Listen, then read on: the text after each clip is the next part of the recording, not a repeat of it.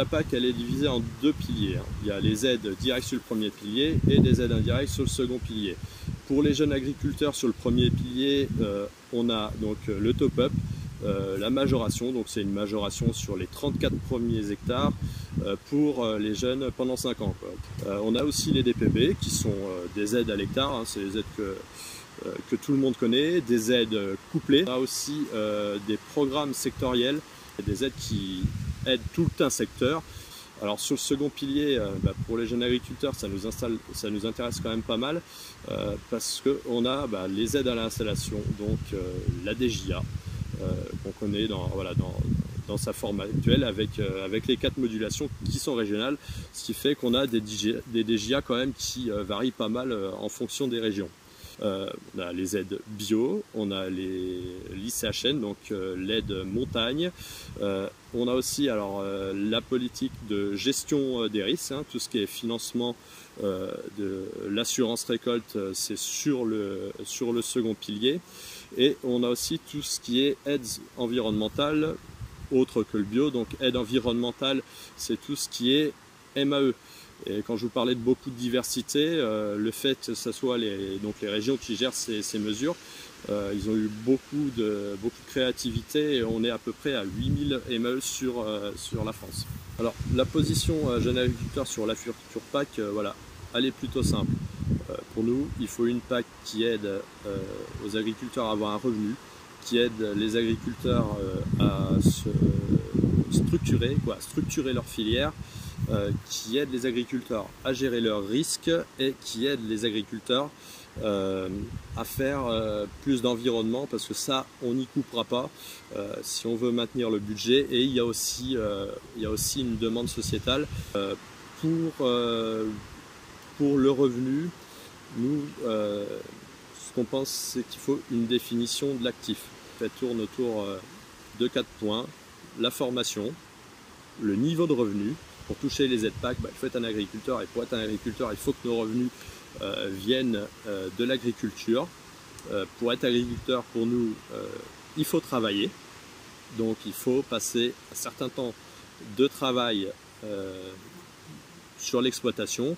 Et puis, pour être agriculteur, il faut avoir un certain âge. Parce que nous, on pense qu'à partir d'un certain âge, c'est-à-dire à partir du moment où on a le droit à une retraite pleine et entière, on ne doit plus toucher les aides PAC. Alors les enjeux pour JA au niveau de la PAC, ils sont plutôt simples pour nous. On a notre philosophie, on veut installer des jeunes, et au-delà de ça, on a des aides qui sont spécifiquement dédiées aux jeunes. Alors les jeunes dans la PAC à l'heure actuelle, c'est moins de 40 ans, c'est pas 35 ans comme chez les jeunes agriculteurs. Et comme j'ai dit plus tôt, les aides dédiées aux jeunes agriculteurs, c'est le top-up, la majoration des 34 hectares que le jeune touche même s'il n'a pas fait le dispositif à l'installation. Il a au moins cette aide-là. Et on a la DJA avec ses modulations régionales sur le second pilier. Donc c'est quand même une source de financement. Je veux dire, une installation, pour que ce soit viable, vivable et transmissible, il y a l'accompagnement humain, mais il ne faut pas négliger l'accompagnement financier. En termes de propositions, on est très loin de ce qu'on attendait.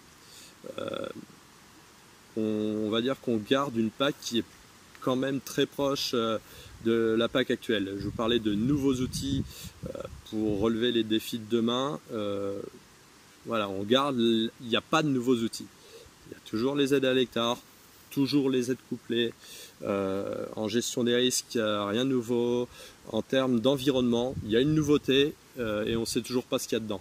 Ça, c'est aussi une caractéristique de la PAC, de la future PAC, c'est que ça prend énormément de retard. Malheureusement, la PAC, c'est un budget pluriannuel, cadre financier pluriannuel, si vous voyez ça passer, CFP, c'est le budget pour 6 ans. Et quand il n'y a plus de budget, il faut avoir un nouveau budget pour pouvoir dépenser de l'argent. Donc là, on avait 2014-2020, un budget qui était prévu. Mais en 2020, 2020, l'année se termine, et en 2021, ça devrait être l'argent de la prochaine PAC.